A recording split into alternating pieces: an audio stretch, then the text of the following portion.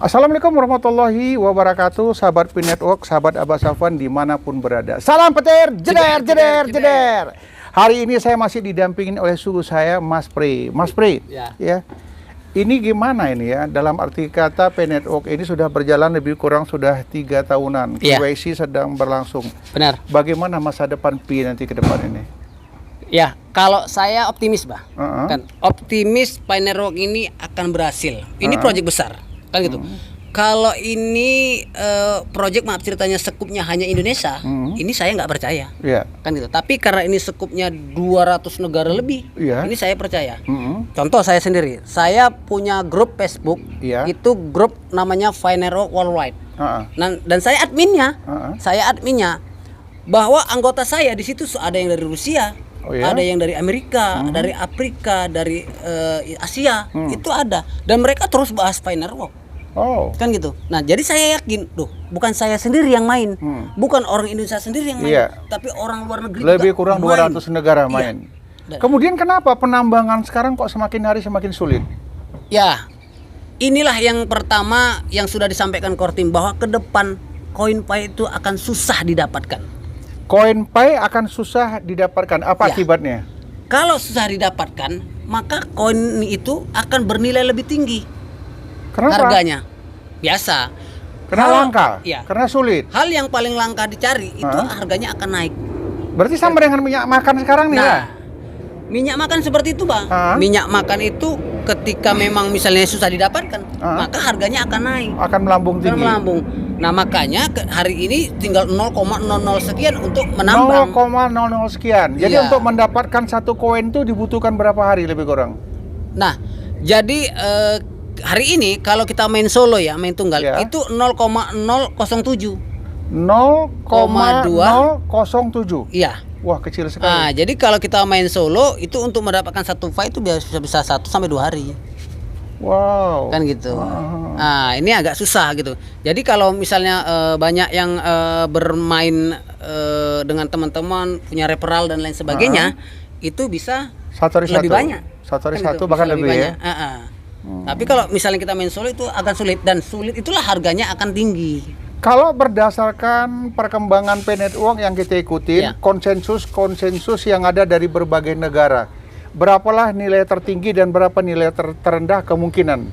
Kalau nilai tertinggi Bah, itu saya pikir bisa sampai $100. Tetapi diawali dengan mungkin kecil, Bah. Nilai tertinggi? Iya. Kita belajar dari koin Solana ya. Solana. Nah, itu begitu listing dia cuma $2. Tetapi hitungan bulan dia bisa jadi $100, $200.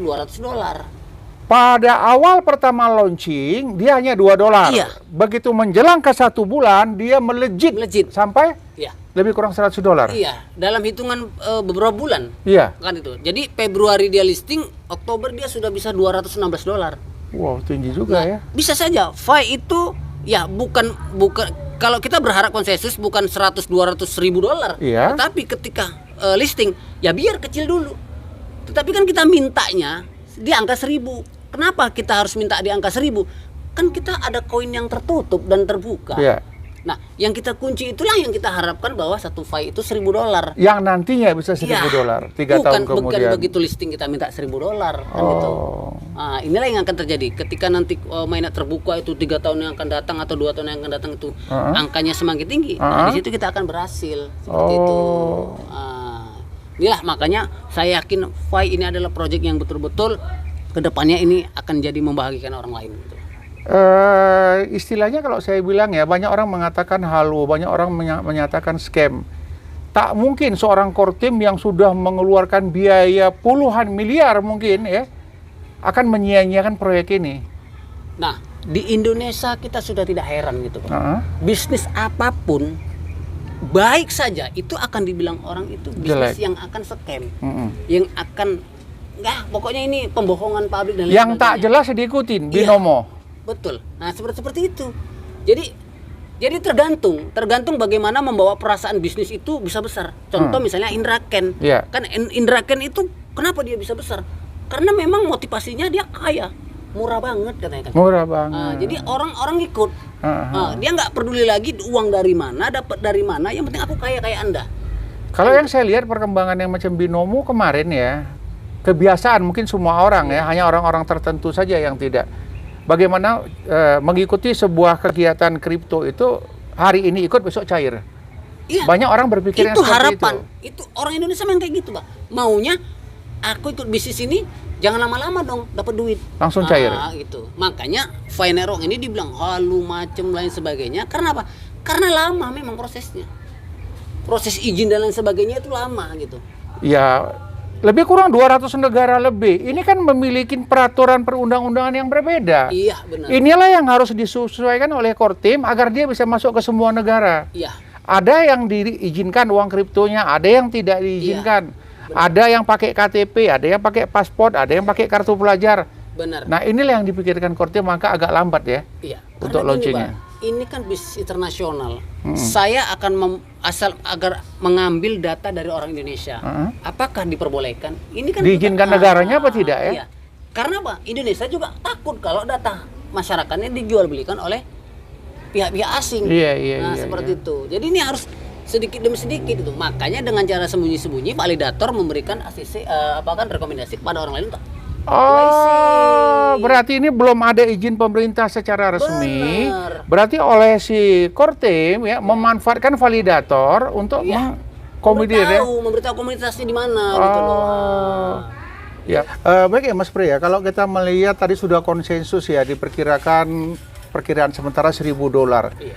Kalau kita boleh tahu negara-negara mana saja ini yang kira-kira memberikan respon terhadap P-Network, negara besar ya, yang sudah merespon terhadap P-Network ini? Ya, kita kalau berbicara Indonesia memang Mbak, itu adalah negara besar tetapi memang sering terlambat. Pionernya itu banyak nggak yakin. Gitu. Karena apa? Kita dalam sistem bisnis, kita butuh yang namanya optimisme yang tinggi. Bagaimana kita mendongkrakin bisnis agar memang berlaku. Kenapa nggak yakin bangsa Indonesia ini? Karena gratis. Ya, kalau suruh bayar mungkin mau deh. Ya, gratis dan bayar memang sih kita nggak tahu ya, Pak. Tetapi di negara lain itu malah antusiasnya luar biasa. Cina dan Vietnam. Cina sama Vietnam ya. Bahkan Afrika? Enggak di Vietnam. Vietnam Asia. Jadi kalau di Asia Tenggara itu Vietnam dan Filipina itu sudah sangat respon langsung. Karena apa? Mereka bisa barter hari ini dengan cara surat perjanjian. Sekarang udah bisa? Bisa. Dan konsensusnya itu $750 sampai 1.000. Di negara mereka antara Cina dan Vietnam tadi ini. Benar. Nah, disepakati lagi itu menjadi $300. Nah, dan $300 itu mereka pakai stempel surat perjanjian kayak di sini notaris namanya. Iya. Nah, kayak notaris kan gitu. Government dan lain sebagainya di sanalah undang-undang di negara Vietnam. Nah, mereka sudah bisa barter. Kan gitu. Pakai dulu ya. Nah, gitu. Mobilnya mari pakai, nanti kalau listing ini kebayar. Masih udah berani begitu Pak di sana. Oh, berarti kita tertinggal sekali iya, ya. Karena apa? Komunitasnya kan tidak semua negara. Vietnam kan kita tidak bicara semua warganya, tapi bicara pioner-pionernya di sana. Warga-warga tertentu yang mereka meyakini, yang mereka percaya. Benar. Bagi yang mereka belum percaya ya ikutin saja perkembangan itu. Bahkan di Dubai sama Cina itu mereka sudah pawai. Welcome Finerok. Sudah terbuka lah ya. Kan gitu. Nah, mereka sudah jalan-jalan pawai gebiar bahwa Finerok ini akan jadi mata uang barter yang dibutuhkan oleh umat. Nah, nantinya ke depan. Iya. Makanya itu. Dan kalau di sini kita buat, kemarin di Jakarta kan dibuat nih. Di Pioner Indonesia buat. Pak Abner Tindi dan kawan-kawan. Masih juga dibilang halu. Nggak ditangkap sama Intel. Ada juga yang lalu ada yang bilang itu kerumunan kok nggak ditangkap lah. Ini kan bisnis. Ada juga yang orang pioner suruh nangkap pioner, ada juga. Ada juga ya. Ya Indonesia seperti itu. Nggak senang kalau melihat temannya berhasil. Tapi kalau kawannya berhasil, padahal dia ikut senang. Iya. Besar gitu dia. Yang saya harapkan ya bagaimana pioner se-Republik Indonesia ini bergabung menyatu, kemudian membuat beberapa komitmen. Bener. Itu yang saya harapkan. Jadi biar pemerintah juga terbuka kalau Finerok ini dilegalkan di Indonesia. Maunya dilegalkan ya. Serasa untuk kripto khususnya di Indonesia sudah mulai terbuka ya.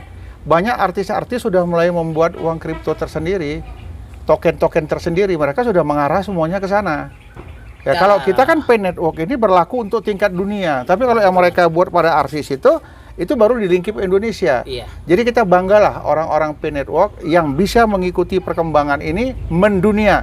Benar. Kita berharap semoga nanti bulan berapa? Bulan Juni ya? Juni. Bulan Juni tanggal 14 Juni kita harap semua sudah KYC dan semua bisa merasakan nantinya ke depan seperti apa koin P Network itu. Pasti. Nah, jadi memang hari ini ya kawan-kawan cukup bersabar saja karena memang kita kan setiap kita update Twitternya Nicholas, update Twitternya Kortim kan gitu.